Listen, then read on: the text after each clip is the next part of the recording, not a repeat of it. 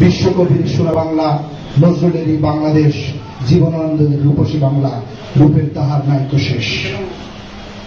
কেউ বলে ধানের দেশ, কেউ বলে গানের দেশ। আমরা বলি প্রথম বাংলাদেশ আমার, শেষ বাংলাদেশ, জীবন বাংলাদেশ আমার, মরণ বাংলাদেশ।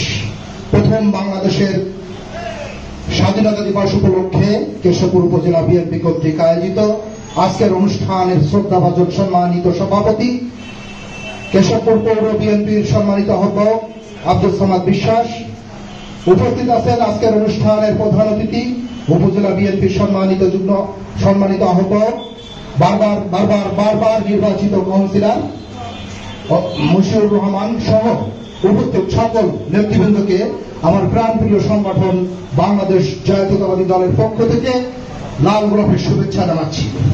সম্মানিত অতিথিবৃন্দ, বক্তব্য দীর্ঘায়িত করার সুযোগ নাই, সংক্ষেপে বলি, 1971 সালের 25শে মার্চ অপারেশন বিসকে স্থগিত ঘোষণা করে অপারেশন ফার্স্ট লাইট তবে ইয়া খান যে অপারেশন ঘোষণা করেছিল, তারই আওতায় নির্বিচারে বাংলাদেশের মানুষকে, ঘুমন্ত মানুষকে নির্বিচারে হত্যা করা হয়েছিল।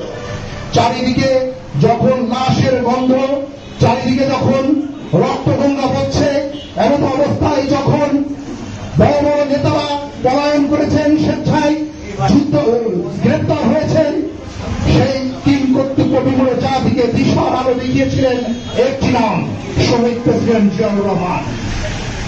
তিনি কামরঘাট বেতার কেন্দ্র থেকে বিপ্লবী বেতার কেন্দ্র নামে পাকিস্তানের বিরুদ্ধে রিভোল্ট ঘোষণা করেন এবং স্লট নামে যে জাহাজ থেকে পাকিস্তানের অস্ত্র খালাসের কথা হচ্ছিল, সেই অস্ত্র খালাসের বিরুদ্ধে 8ম বেঙ্গল রেজিমেন্ট বিদ্রোহ ঘোষণা করেন।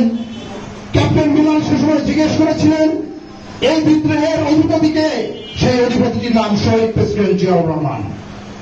বাংলাদেশের স্বাধীনতার ঘোষক শহীদ প্রেসিডেন্ট জিয়াউর রহমানের ঘোষণার মধ্য দিয়ে দীর্ঘ 9 মাস রক্তক্ষয়ী যুদ্ধের মধ্যে আমরা পেয়েছি স্বাধীনতা। শহীদ প্রেসিডেন্ট জিয়াউর রহমান পেয়েছেন বীর উত্তম খেতাব। উনি একজন সেক্টর কমান্ডার হিসেবে আলাদা একটা জেট ফোর্সের মাধ্যমে 9 মাস নিরলসভাবে সম্মুখে যুদ্ধ করে এই দেশকে স্বাধীন করেছিলেন। আজকে সেই ব্যক্তির নাম নিশানা যে ভারতের দালালি সরকার মুছে ফেলতে চায়, তার বিরুদ্ধে আপনাদেরকে ঐক্যবদ্ধ হয়ে সামনের সকল অপশক্তির মোকাবেলার আহ্বান জানিয়ে আমি আমার বক্তব্য শেষ করছি। খোদা হাফেজ। বাংলাদেশ জিন্দাবাদ। শহীদ প্রেসিডেন্ট অমর হোক। তারেক রহমান জিন্দাবাদ। খালেদা জিয়া জিন্দাবাদ।